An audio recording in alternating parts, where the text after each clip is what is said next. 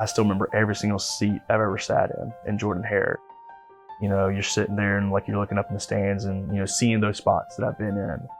I don't know, it's kind of awe-inspiring. Jonathan LeGrand's dream of one day playing football for the Auburn Tigers wasn't birthed on a football field or in a living room, but instead in the line of duty.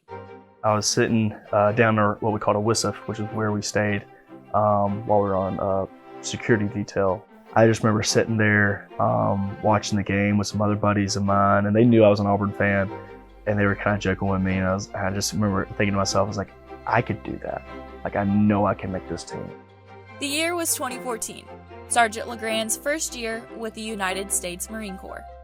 My main contract was infantry, so 0311, and then I had a 2-year side contract with that was underneath infantry, that was security detail, which is 8152. And throughout his 5 years of service, that hope of one day playing college ball was the light at the end of the tunnel. Through that entire time, like I told people what I was going to do. I was like, oh yeah, I'm going to try to get back to school and do this and do that. And like, you know, a lot of people want to always kind of talk down to it, or like, you know, not believe in you or something like that. So I always kind of use that as my fuel to keep going. I'm a corporal in the United States Marine Corps. My exit date is October 21st, 2018.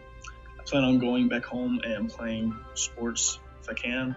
Upon his exit date, the Alabama native enrolled at Troy University with his sights set on transferring to Auburn.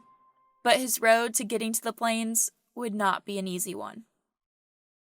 I was working 2 jobs. I was working in Sam's Club and I was a manager of a GNC, and I was doing school at the same time. And so it got really daunting and just didn't know if this was the right path.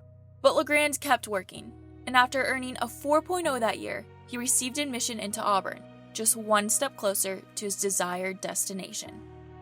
That first year up here was COVID year. Tried on, but they didn't take anybody. Then second time was Coach Harson's first year, and got considered, got a little bit closer, and didn't get taken. That's when an alternative route came into view: rugby. Helping lead Auburn men's rugby team to a national championship that season, LeGrand also earned a top 10 national player ranking. You know, we had some success, and you know, I was a vital part of that. I fell in love with rugby so much. But not enough to not give Auburn football one more shot. For as the old saying goes, third time's the charm. Spring practices came and went.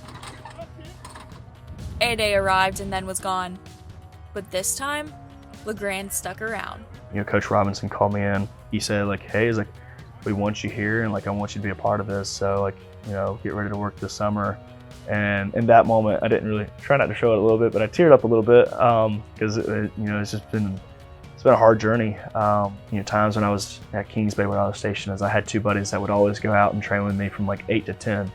Their names were Biggs and Wills, their last names were, and so like, you know, training with them, like I thought about that, and I thought about the guys that when I was up at Camp Lejeune up in North Carolina, there was a group of guys that we'd always play football on Saturdays, and every single one of us had a dream of going and walking on afterward. A dream forged in the line of duty 8 years ago, finally fulfilled.